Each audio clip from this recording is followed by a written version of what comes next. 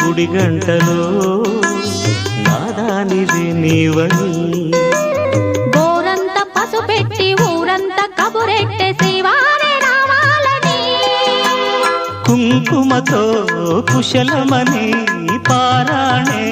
పదిలమని దీవించు దేవుళ్ళే మన ఇంటి వారని తెలియని రాగం పలికింది